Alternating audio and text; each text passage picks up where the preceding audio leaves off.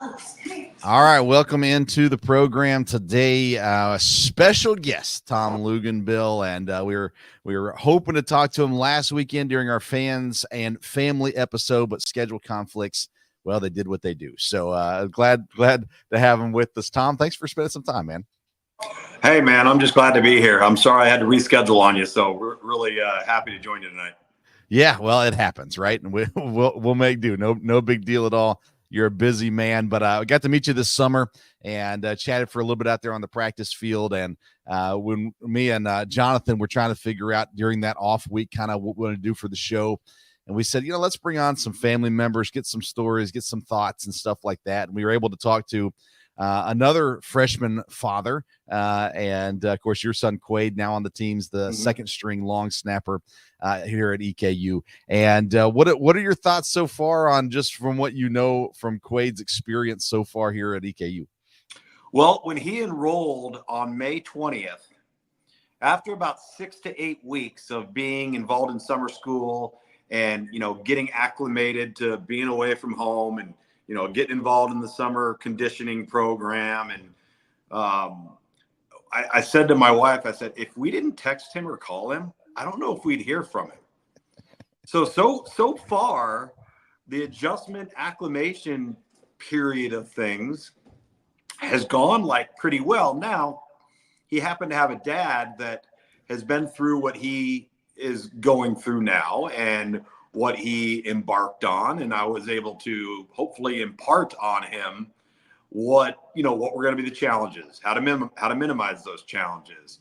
There's going to be some tough spots. How do you handle those types of things? This is what's going to be expected of you, and all of these different things, everything from the day-to-day schedule, which is an absolute grind for a college athlete. I don't care what level it is, to making sure you're sitting in the first 3 rows of class, and the first day of class, you go up and you introduce yourself to the teacher. It's always been one of my big, I don't want to call it tricks, but, one of the things about athletes and academics is sometimes there can be this assumption or this notion that because you're an athlete, you're going to skate by and you don't have to go to class, and, and there's a real negative stigma tied to that. But when you introduce yourself and you shake the hand of that professor, and you're always there, and you're an athlete, you exceed expectations, right? It puts you in a good spot. So I tried to prepare him for all of the different things to navigate school and athletics and time management and all those sorts of things. But like I said, man, we've only seen him. I came up and saw him in camp at practice. My wife got to go to a game this fall. Of course, with my schedule, I can't do that. But he seems to be doing really, really well.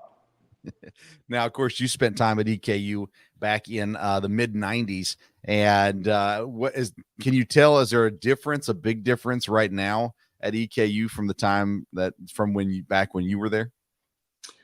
Well, from a facilities perspective, there's a much, much bigger difference. The Moberly building was underneath Roy Kidd Stadium.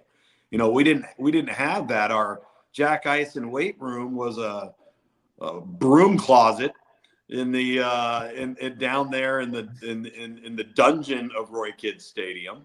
I remember us doing mat drills there, right on the other side, down in the basketball courts from the old coaches' offices. And obviously the conference is different. The state of college football, whether it's at that time it was called Division I AA versus FCS.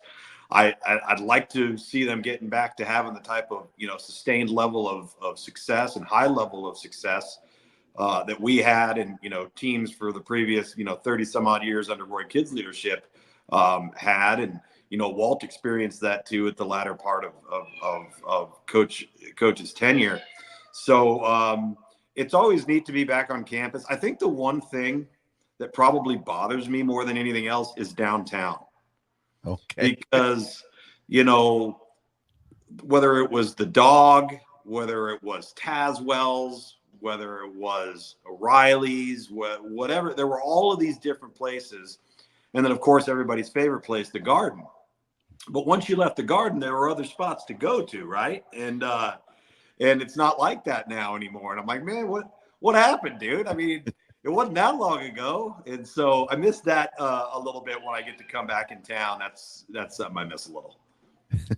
Well, I know typically Jonathan Duff is with me, and I know that your son spends a lot of time with Oh, Jonathan as well. And I don't know if you heard the story. We told it on a couple episodes ago, but there was a practice play where the snapper has to get out and guard. I guess can't let the returner get past him, basically the last line of defense. And there was a little bit of Coach Day letting Quaid know that Jonathan Duff was more athletic than Quaid because of his athleticism to get to the spot and things like that. But Quaid quickly learned that number 2 job back there behind Jonathan. But can you speak about Jonathan? I know he's not here today, but Can you speak a little bit about Jonathan and maybe how he's helped out so far with Quaid? Oh, he's just been very good to him. From the moment Quaid attended camp to when he took an unofficial visit and then eventually an official visit, he was just always very welcoming, and there's a couple other long snappers there now too. And Quaid was fortunate to get in the battle with some of those guys and kind of take the lead. But, the specialist group, they're truly a special group of knuckleheads. I mean, whether it's a kicker, whether it's a punter, whether it's a long snapper, it's like their own odd, strange little clique. I don't even really know how to put it into words. But he's having the time of his life. And I think, when you have older guys that embrace and put their arm around the younger guys, it helps the transition, right? Because it's a big leap going away from home for the first time. People can talk about it like it's not that big a deal. So far for Quaid, unless he's trying not to show it, he seems to have adapted well academically, but I think he enjoys the people that he's around. So socially, when you're not in class or you're not in the building or you're not at practice, you're not sitting there all the time getting homesick, and if you didn't have the social aspect to it, I think it would be more problematic. Definitely. I want to go back to 95 and your season with EKU. Do you have a story or a moment that just stands out to you when you were playing ball at EKU? Yeah, getting our ever-loving ass kicked at Montana in the playoffs. That was so disappointing. And that team, I will say this, that Montana team was loaded. They ended up winning the national championship that year, and they had to go to Marshall to do it, which at that time was very, very difficult to do. So we lost to a really, really good football team, but we were better than we played that day. And it's always that last moment of the end of your career, right? I mean, I was able to play for a couple of years in the Arena Football League and use the money I made doing that to pay for grad school, and ended up going on and earning a master's degree. But I will tell you this, and I've said this to many, many people before as it relates to college football in Eastern Kentucky. And I was very fortunate. I was not recruited out of the high school ranks. I had to go to the junior college ranks to prove myself, was able to do so, ended up with a ton of scholarship offers that I had not had 2 years previously. Transferred and won the starting job at Georgia Tech, played there my junior year. We weren't a very successful team, but it was a successful experience, if that makes sense in terms of the next phase of your life. And then had a coaching change, also an offensive shift in philosophy, and that led me to transfer to EKU. And my dad's best man in his wedding is Jim Tenera's twin brother. Oh. So Coach Tenera, a Hall of Famer there at EKU, and that's how I knew about EKU at that point. So it's funny when you go from playing, a Power 5 football, and there's perks that go along with that, and there's a lot going on, and you transfer down a level. The first thing I asked, I was on my official visit, and I said, "Hey, so when we go to road games, like, where do we fly out of? Lexington?" And those guys looked at me like, "Fly? We ain't flying anywhere." And at that time, we were in the OVC, so every game was drivable, right? Yeah. And I said, "Well, wait a minute. How long does it take to get to SEMO?" They're like, "About 8 hours." I'm like, 8 hours? And so I tell you that because as I look back on it, and not just 30 years removed, but even a year or two removed, those bus trips were the best part of the experience.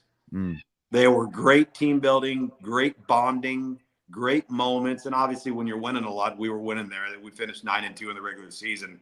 The bus trips are a lot more fun than they are when you're not winning.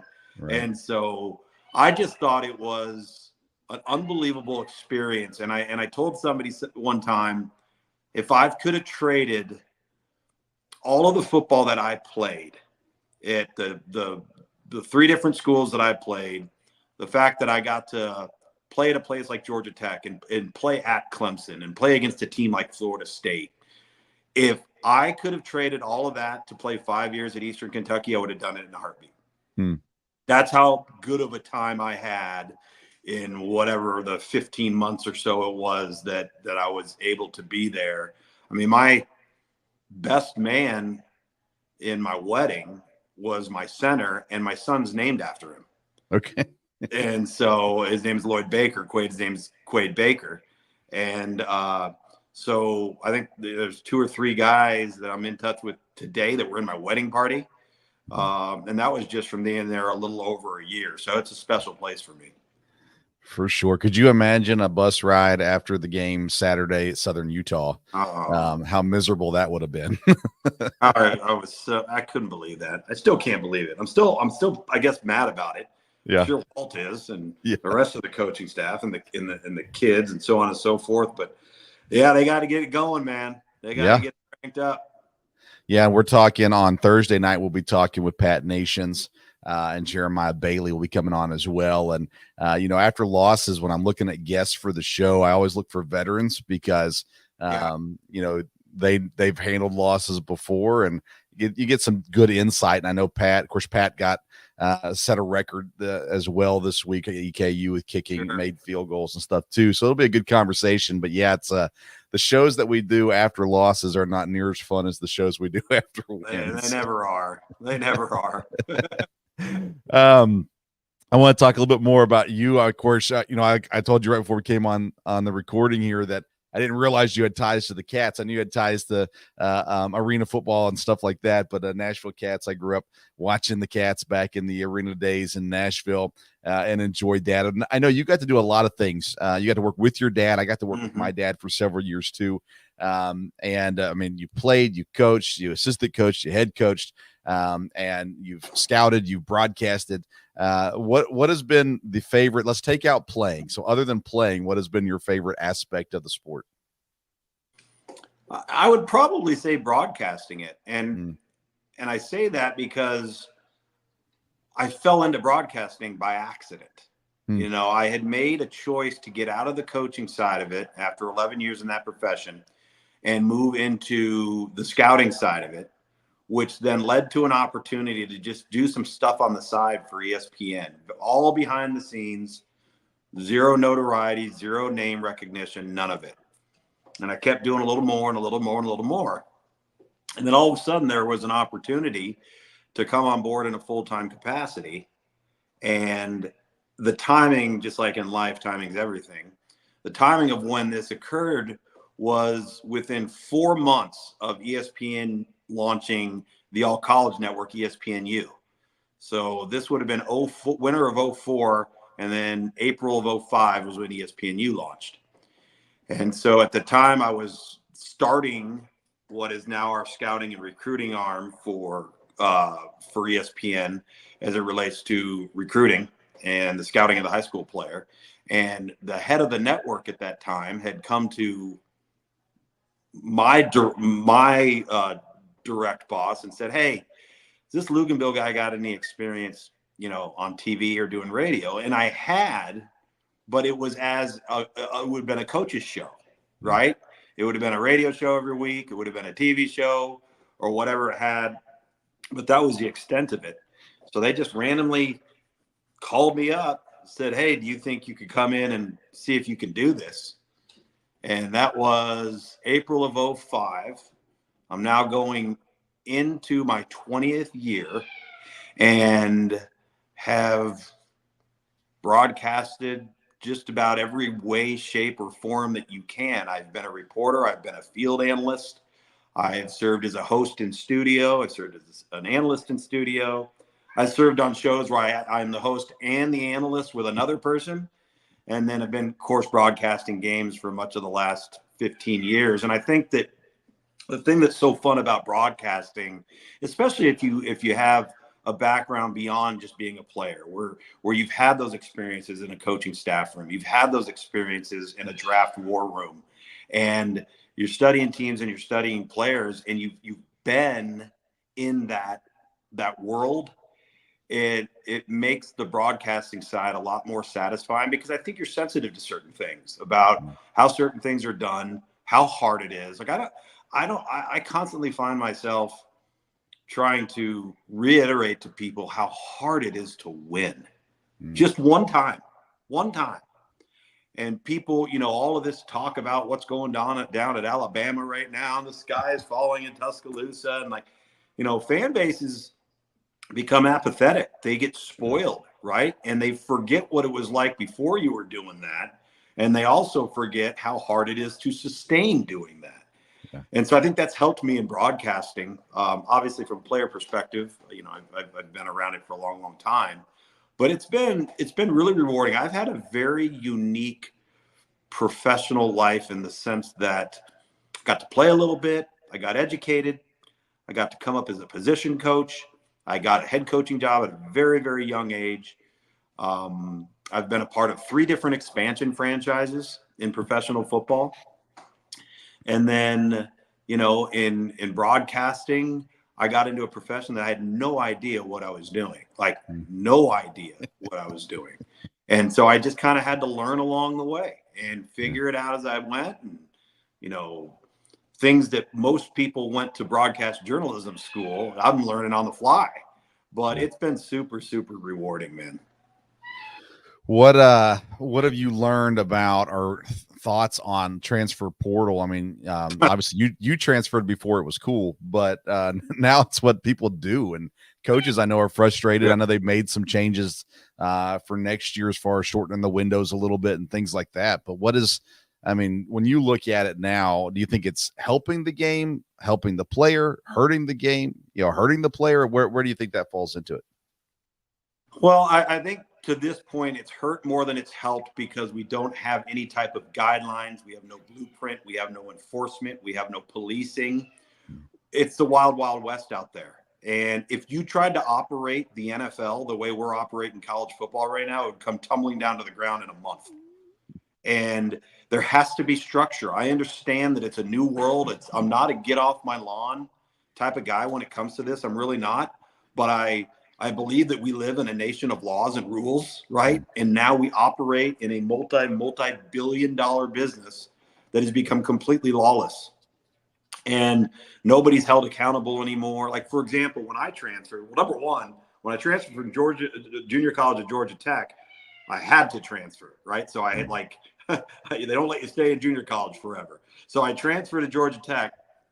And when I transferred there, they had a returning starter. And I knew that when I transferred there. I had to beat him out. When I transferred to EKU, I had to win that starting job and beat somebody out in 3 weeks, because I didn't get there in the spring. Yeah. I had to do it all in the summer.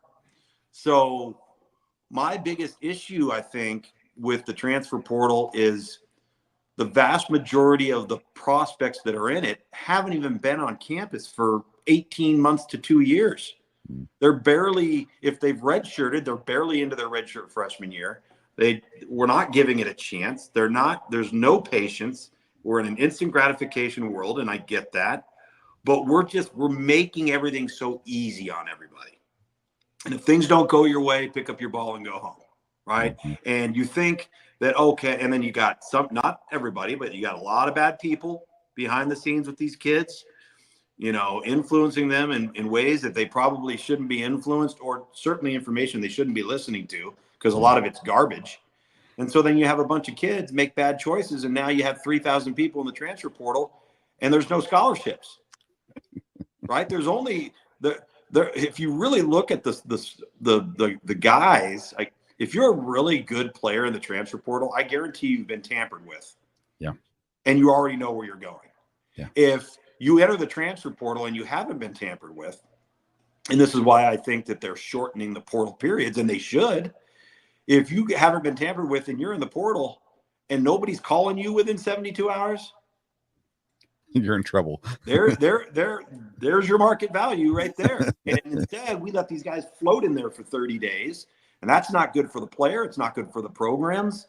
And so I think I'm cool with the transferring side of things. I'd love to see kids compete first. I would love to see transferring tied far more to academics than it has been. Like, hey, listen, if you earn your college degree, by all means, you should be able to go wherever you want. I got no problem with that. But I just think that there's got to be some form of, and whether that's collective bargaining, because don't kid yourself, the transfer portal is tied directly into name, image, and likeness, because one is influencing the other and vice versa. We go on and on and on about this. I probably have to talk about this in my job on radio and television more so than anything I discuss that's related to the sport in, I would say, the last 5 years. In fact, I would even say it's close. And there's no solutions on the horizon right now. And that's not good. Well, I know there's been guys in the last few years at EKU that have entered the portal, and I know that some of them entered with an offer on the table, and I know that others entered thinking they were going to get that offer and they didn't. And so you said it, if your phone's not ringing, and I don't know. And I know that the coaches here have done a good job with advising guys, and get to talk with some parents, and they advise as well, of course. And we got good guys. Should be, it's the guys. They're like, oh man, they're screwing you. You got to get out of there. Blah, blah, blah. Well, come on, man. Like, and then especially if it's a guy that's young and he's not playing right away. So he's frustrated, probably immature, willing to listen to anybody that's going to be a soothing voice. And then that leads to bad decisions. Yeah. Yep. And then you got guys like Ryan Jackson who stuck it out, earned their playing time, and ends up having a really good career here, and take advantage of it. The last thing I got kind of here for you is, the program a bit at EKU. We've got guys. We got Matthew Jackson playing in Jacksonville, TK McClendon playing in Tennessee, Josiah on the practice squad in New Orleans. So when you look at EKU and you look at the opportunity at schools, EKU and schools like EKU, for kids to get an opportunity, and you have experience XFL Arena League, you've seen the opportunities that are out there. Is there more opportunity now than ever before for a guy to go and play professional football? Yo, absolutely. And I think the XFL, which is now the UFL, and the fact that it's coming back again and it looks like it's becoming a sustainable thing, it's really the only professional sport where you don't have, I don't want to call it a minor league, but you don't have a developmental area tied to the sport that can help guys who maybe are still a year or two away that need to play, or maybe they've made a practice squad, but then they've been cut, and they've made another team for a couple of weeks and they get cut. They need to go play in the UFL and get 10, 11, 12 games on tape. And their chances of then making that next team and getting seen, and they're now older and they're more experienced. We need that for college football players. And think about how many players that are great college football players that never get drafted and never play it down in the NFL, but they're good enough to play professional football and put a good product on the field. And I think that's what, the UFL's for. The CFL's been that way for, a number of years, and people have found their niche in that league. NFL Europe formerly used to be able to provide that. But I do think there's more opportunity now. And I think the National Football League, whether they're involved or not, or were to ever get involved, they know it's necessary. Like, they know it's a good thing. And it is a good thing. And I said that was the last thing, but I got one more for you. All this realignment stuff, and EKU fans are split. Some people want us to go up a level. Other people want us to compete where we are. I say we, like I'm there, like they are.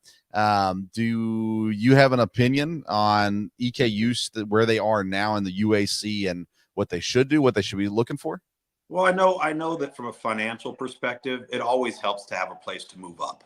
Right. If you can move up, because now you get into television revenue, which that doesn't happen right now. Right. And so I think that's the ultimate goal. If you were to be able to do it, would be ideal for longevity. Because, you know, with all of this conference realignment at the FBS level, whether it's Group of Five, whether it's Power Four now, you know, there's so much money involved, and everybody's jockeying for survival. And so when the music stops, you don't want to be left without a chair, right? Yeah. Like you look at Stanford and Cal right now. Well, look at poor Washington State and Oregon State. Yeah. So you don't want to be in that position. And I don't think that directly relates so much to FCS schools, but if there is expansion, if the MAC were to add teams, if Conference USA, who currently is adding teams, I think there's some positives there that can help, because then you got an influx of money, facilities upgrades begin to be more common and more frequent. All of those things develop into revenue producers. And so I think really at the end of the day, that's what it's all about. And when we start to see conference realignment at the Power Four level or the Group of Five level, and people start going to 9 conference games or more, right? How are the Group of Five or the FCS programs supposed to survive, you know, monetarily, if you don't get that big money game?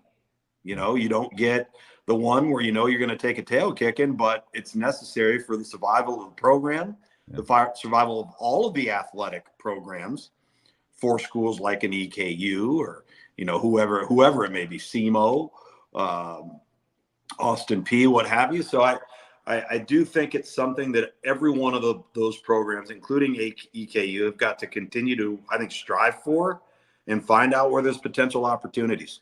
Yeah. I love it. This is good stuff. Tom, of course, you're a professional, so that's one reason for it too. But Tom, I appreciate you, man. This is fun, and we could talk college football for hours.